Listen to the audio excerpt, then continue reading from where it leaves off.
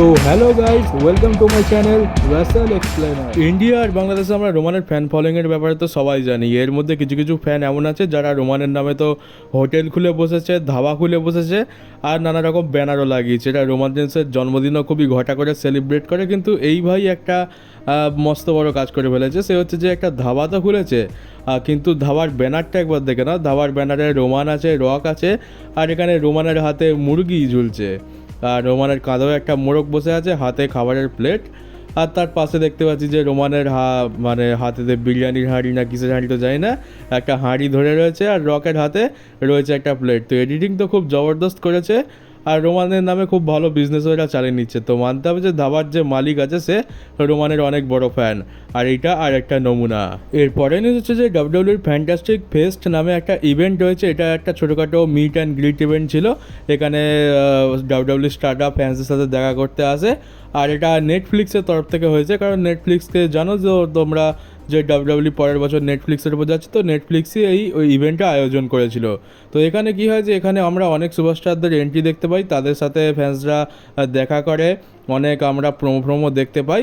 আর এখানে যে উৎসব দেখছি উলাফালা মালা পরে চলে এসছে, আর এখানে এসে নীল কালারের উলাফালা মালা পড়েছে।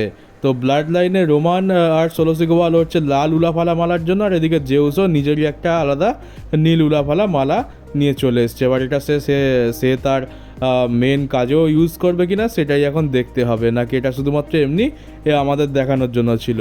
আর এছাড়া আমরা এই ইভেন্টে ড্রু ম্যাকিন্টায়ারকে সিএম পাঙ্কের স্টাইলে সিএম পাঙ্কেরই থিম সঙ্গে এন্ট্রি নিতে দেখতে পাই। দেখতে পাচ্ছ যে এখানে সিএম পাঙ্কের মতোই কালো হুডি পরে এসছে, সিএম পাঙ্কের মতো হাঁটু গেড়ে বসে ঘড়ির দিকে দেখাচ্ছে, হাতে ঘড়ি তো নেই কিন্তু দেখাচ্ছে। আর সিএম পাঙ্কের ব্যাকগ্রাউন্ডে থিম সং চলছে। আর ড্রু ম্যাকিন্টায়ার কিন্তু এখনও হাতে সেই সিএম পাঙ্কের ব্রেসলেটটা পরে রয়েছে। ওই ব্রেসলেটটা সিএম পাঙ্ক ছাড়ুক বা না ছাড়ুক, ড্রু ম্যাকিন্টায়ার তো ছাড়বে বলে মনে হচ্ছে না। আর এই ইভেন্টেতে লিভ মর্গানও গেছিলো, আর লিভ মর্গানকে ফ্যান্সরা তাদের নিজেদের হাতে তৈরি ব্রেসলেট গিফট করেছে। দেখতে পাচ্ছ এখানে লিভ মর্গানের কত কটা ব্রেসলেট গিফট পেয়েছে। এগুলো ফ্যান্সরা নিজেদের হাতে তৈরি করে এনেছিল লিভ মর্গানকে দেওয়ার জন্য। আর ব্রেসলেটে দেখতে পাচ্ছি ড্যাডি ডমের নামই সব থেকে বেশি লেখা আছে। আর ঠিক এরকম ব্রেসলেটটি সিএম পাঙ্ক পরে, যেটা এখন ড্রু ম্যাকিন্টায়ারের কাছে আছে। ওতে এজেলিয়া তার কুকুর ল্যারির নাম লেখা রয়েছে। আর এইটা দেখে মনে পড়লো আজ তো রাখি পূর্ণিমা, আর আমার সেই পুরোনো দিনের কথা মনে পড়ে যাচ্ছে। কোচিং বা কলেজে যখন যেতাম তখন এরকমই জবরদস্তি ধরে রাখি পরিয়ে দেওয়া হতো, আর দুঃখের কোনো শেষ থাকতো না। একে তো কপালে কেউ জোটে না, তার উপরে এরকম জোর জবরদস্তি রাখি পরিয়ে দেওয়া হতো। তো কী আর করবো, মাঝে মাঝে দুঃখের কথা একটু মনে পড়ে যায়। এই ব্রেসলেট দেখেও আমার রাখির কথাই মনে পড়ছে। আর শুধু লিভ মর্গান নয়, ফ্যান্সরা বেলির জন্য এরকম ব্রেসলেট বানিয়ে এনেছিল। দেখতে পাচ্ছ যে বেলিও এখানে ফটো পোস্ট করেছে, সেও বেশ অনেকগুলো ব্রেসলেট পেয়েছে। লিভ মর্গানের থেকে কিছু কম ব্রেসলেট তো সেও পায়নি। আর তোমরা যেমনটা জানো যে ট্রিপল এইচ যখন কোনো ডাব্লিউডাব্লিউ শো হয় তখন গরিলা পজিশনেই বসে থাকে, যেখান থেকে এন্ট্রান্স নেয় ঠিক তার পেছনে, ওটাকে গরিলা পজিশন বলে, তোমরা বেশিরভাগ জনই জানো। তো সেখানে কী হতো, আগে ভিন্স ম্যাকম্যান থাকতো। তো ভিন্স ম্যাকম্যান কী করতো যে সেখানে বসে বসে স্টাররা কেমন পারফর্ম করছে, কে কোথায় ভুল করছে, কে কোথায় ঠিক করছে, এইসব নজর রাখতো। আর কেউ যদি ভুল করতো তো ব্যাক স্টেজে যাওয়ার পর গরিলা পজিশনেই তার একেবারে দিয়ে দিত চরম গরমভাবে, চারটি কথা শুনিয়ে দিত। কিন্তু ট্রিপল এইচ কী করে, ট্রিপল এইচ হচ্ছে যে সে সুপারস্টারদের প্রথমে বুঝিয়ে দেয় যে তোমাকে গিয়ে এই কাজ করতে হবে, তারপর সে বাকিটা স্টারদের ওপরেই ছেড়ে দেয়। সে অতটাও গুরুত্ব দেয় না যে তার ভরসা আছে যে স্টাররা ভালোভাবেই পারফর্ম করবে। ট্রিপল এইচ কী করে যে ট্রিপল এইচ এখানে বসে দর্শকদের যে রিয়াকশানটা হচ্ছে সেই রিয়াকশানের ওপরে ফোকাস করে, যে দর্শকরা কীভাবে সেগমেন্টটাকে অ্যাকসেপ্ট করছে, ম্যাচটার প্রতি কোনো ম্যাচ যদি হয় তো ম্যাচের প্রতি তাদের ইন্টারেস্ট কতটা বাড়ছে, কোন স্টোরি লাইনে তাদের কীরকম রিয়াকশান আসছে। তো এইটা একটা আলাদা জিনিস আমরা দেখতে পাচ্ছি। এতে করে কী হয় যে ট্রিপল এইচ ফ্যান্সদের রিয়াকশান দেখে পরবর্তী স্টোরি লাইন কীভাবে প্রগ্রেস হবে সেইটা ডিসাইড করে। আর এইটা হচ্ছে যে গরিলা পজিশনে ট্রিপল এইচ তো একা থাকে না, আরও অনেকজন থাকে, তো তাদের থেকেই জানা গেছে। তো এই একটা বড় চেঞ্জ আমরা দেখতে পাচ্ছি, মানে বিশেষ করে ফ্যান্সরা যেটা দেখতে চাইবে ট্রিপল এইচ সেটার উপরেই বেশি ফোকাস করবে। কিন্তু ভিন্স ম্যাকম্যান আগে কী ছিল, ফ্যান্সরা কী চাইলো না ছিল দেখার দরকার নেই, আমি যেটা দেখবো সেটাই তোদেরকে দেখতে হবে, এরকম একটা ব্যাপার ছিল আগে। এরপরে নিউজ হচ্ছে যে আমাদের মডার্ন ডে মহারাজা জিন্দার মাহাল, বা যাকে আমরা রাজ দেশি নামে চিনি, সে ট্রিপল এ নামে একটা ছোট ইন্ডি রেসলিং প্রমোশনে গিয়ে সেখানে ট্যাগ টিম চ্যাম্পিয়নশিপ জিতেছে। আর দেখতেই পাচ্ছ এখানে তার ফটো। তো ট্যাগ টিম টাইটেলের অবস্থাটা দেখেই বুঝতে পারছো যে এটা কত বড় রেসলিং প্রমোশন। খুবই খুবই ছোট একটা রেসলিং প্রমোশন। তবে যাই হোক, ডাব্লিউডাব্লিউ থেকে তো এখানে ভালোই আছে। ডাব্লিউডাব্লিউতে তো তাকে টিভিতেও দেখানো হতো না, এখানে তাও ট্যাগ টিম চ্যাম্পিয়নশিপ জিতেছে, তাই অনেক বড় ব্যাপার। তো যেখানেই থাকুক খুশি থাকুক, চ্যাম্পিয়ন হয়েছে, খুব ভালো কথা। আর এই রেসলিং প্রমোশনেতেই triple A cruiserweight championship জিতেছে আমাদের পুরনো ম্যাট রিডাল, যাকে আমরা আমাদের দ্য ওয়াইপার র্যান্ডি অর্টনের সাথে দেখতে পেতাম RK Bro নামের টিমে।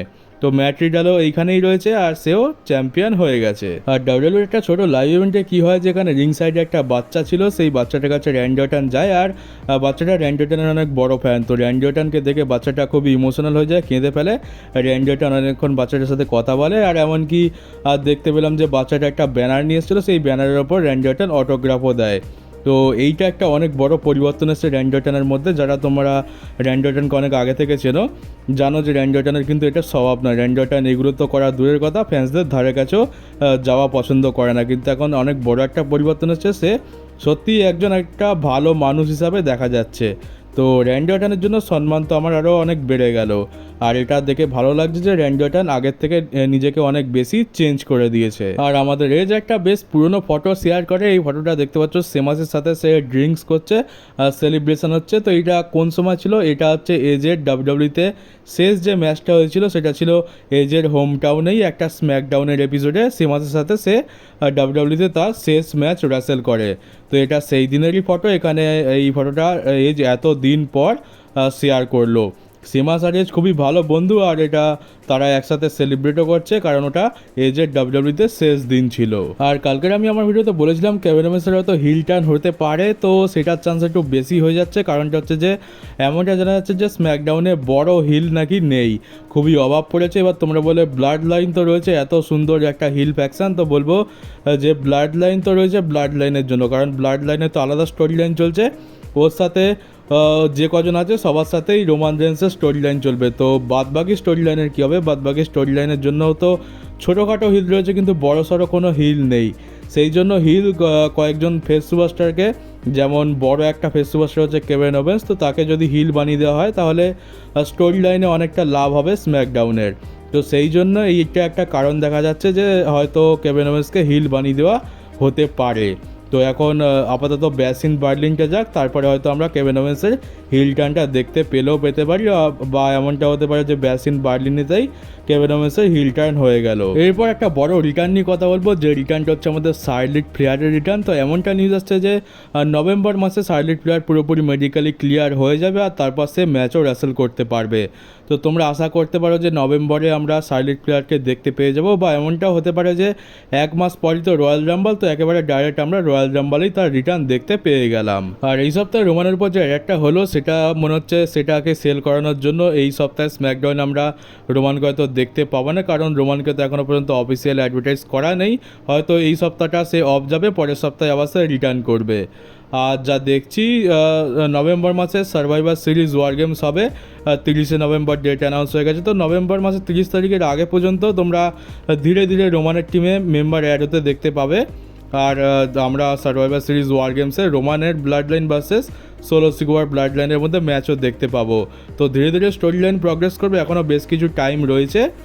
তোমরা অত চাপ নেই, ধীরে ধীরে জিমিউসো, জেউসো, স্যামি জেন, আরও নানা রকম ব্লাড লাইনের স্টাররা রোমানের টিম জয়েন করবে। আর পল এমানও তো বলেই দিয়েছে, সে স্পয়লার দিয়ে দিয়েছে যে এখন আরও নতুন নতুন মেম্বার ব্লাড লাইনে আসা বাকি রয়েছে, আর রোমানেরও ব্যাকআপ আসবে। তো ধীরে ধীরে এখন স্টোরি লাইন প্রগ্রেস হচ্ছে। তবে দেখার বিষয় হচ্ছে যে জেকব ফাটুকে কীভাবে কাউন্টার করা হবে, কারণ আমরা দেখলাম যে রোমানের সামনে জেকব ফাটুকেও বড় দেখানো হলো, তাকে তো পুরো আনস্টপেবল দেখাচ্ছে। জেকব ফাটুকে তো মার খেতেই হবে, কিন্তু কবে হবে আর কিভাবে হবে, হয়তো রোমানের কাছেই তো মার খেতে হবে, কারণ রোমানই একমাত্র টিমের একদম বড় সুপারস্টার যে জেকব ফাটুকে হারানোর ক্ষমতা রাখে।